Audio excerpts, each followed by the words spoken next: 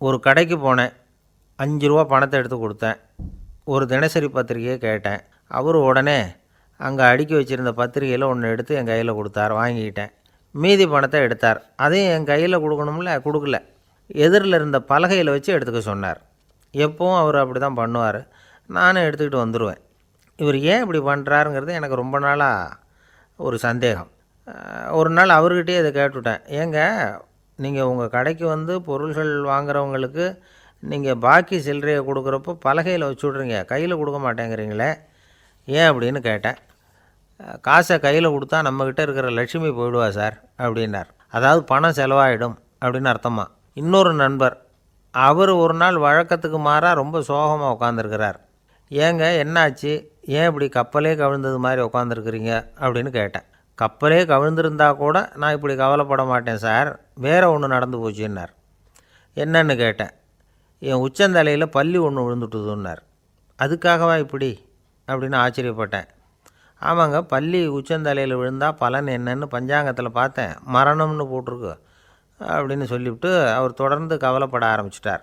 இப்படியும் ஒருத்தர், என் கூட வேலை பார்க்குற ஒருத்தர் எப்படி தெரியுமா, தினமும் வலது காலை வச்சு தான் ஆஃபீஸுக்கு உள்ளே நுழைவார். என்றைக்காவது தவறுதலாக இடது காலை வச்சு உள்ளே வந்துட்டார்னா அன்னைக்கு பூரா மனசு சங்கடப்படுவார். எந்த வேலையும் சரியாக ஓடாது. கேரம் போர்டு ஆடுற ஒருத்தர் எப்போ ஆட உட்காந்தாலும் ஸ்ட்ரைக்கரை கை தவறி கீழே விழுற மாதிரி பண்ணி அதுக்கப்புறம் அதை எடுத்துக்கிட்டு ஆட உட்காருவார். ஏன்னா எப்போவோ ஒரு தடவை நிஜமாகவே அது கை தவறி கீழே விழுந்திருக்குது. அன்னைக்கு பிரமாதமாக ஜெயிச்சுட்டார். உடனே ஒரு முடிவுக்கு வந்துட்டார், கை தவறுனா லாபம் அப்படின்னு. அதுக்கப்புறம் அதையே பழக்கமாக்கிக்கிட்டார். பூனை குறுக்க போனால் சகுனம் சரியில்லைன்னு நினைக்கிறவங்க உண்டு. ஆனால் ஒருத்தர் எப்படி தெரியுமா, அவர் வெளியில் கிளம்புற சமயம் பக்கத்து வீட்டு ரேடியோவில் மியாவ் மியாவ் பூனைக்குட்டின்னு பாட்டு சத்தம் கேட்டால் கூட போதும், சகுனம் சரியில்லைன்னு பிரயாணத்தை கேன்சல் பண்ணிவிடுவார். இப்போ இவ்வளவும் எதுக்கு சொல்கிறோம்னா, அளவுக்கு மீறின சகுன நம்பிக்கைகள் இருக்குது பாருங்கள், இதோட பயமும் சேர்ந்துக்கிட்டதுன்னு வச்சுக்கோங்க, இது ஒருத்தருடைய மனநிலையை பாதிச்சிடும். இது உளவியல் நிபுணர்கள் சொல்கிற கருத்து. வாழ்க்கையே தடுமாற வச்சிரும். பாதுகாப்பு இல்லாத உணர்வு, ஒரு விதமான டிப்ரெஷன் மனநிலை, இதெல்லாம் தான் இதுக்கு காரணமாக அமையலாம்.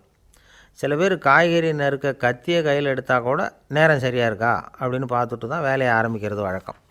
அறிவு தான் மனசுக்கு வாத்தியாராக இருக்கணும். அப்போ தான் வாழ்க்கை நிம்மதியாக இருக்கும். அறிவு மனசு சொல்கிறபடியெல்லாம் கேட்க ஆரம்பிச்சுட்டுதுன்னா இடைஞ்சல் தான். ஒருத்தருக்கு 7ஆம் நம்பர் தான் ராசியான நம்பரான். 7ஆம் தேதி தான் எந்த காரியத்தையும் ஆரம்பிப்பாராம். 7 எழுத்து வர்றது மாதிரி பேரை மாற்றி வச்சுக்கிட்டார். 7 மணிக்கு தான் தினமும் எழுந்திருப்பார். 7ஆம் நம்பர் வீட்டில் தான் குடியிருக்கார். கல்யாணம் கூட 7ஆம் தேதி தான் பண்ணிக்கிட்டார். அவர் ஒரு நாள் குதிரை பந்தயத்துக்கு போனாராம். குதிரையோட பேரையெல்லாம் பார்த்தார். ஒரு குதிரையோட பேர் 7 எழுத்தில் அமைஞ்சிருந்தது. 7 தானே இவருக்கு அதிர்ஷ்ட நம்பர். அதனால் உடனே அது பேரில் பணத்தை கட்டினார். பந்தயம் நடந்தது. என்ன சார் ஆச்சுன்னு கேட்டாங்க. நான் பணம் கட்டின அந்த என்னோடய குதிரை 7ஆவதாக சேர்ந்தது சார் அப்படின்னாராம் சோகமாக.